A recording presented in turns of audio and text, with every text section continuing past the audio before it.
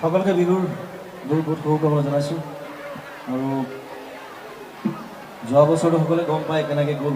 সকলোৰে টেনশ্যন সকলোৰে বিভীষিকা কৰোণা চাৰিওফালে তাৰ মাজতো আকৌ আমি বিহু পাতিব পাৰিছোঁ সেইটো এটা ভাল লক্ষণ আৰু তাকে সকলোকে অনুৰোধ জনাইছোঁ যাতে বিহু ফাংচন চাবলৈ আহিলে মাস্ক পিন্ধি আহে আৰু নিজৰ নিৰাপত্তাৰ বিষয়ে নিজে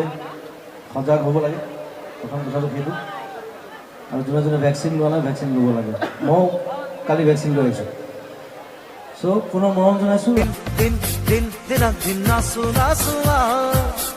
ৰিলিজ নোহোৱা কাৰণে আজি অনুষ্ঠান আৰম্ভ কৰিছোঁ থেংক ইউ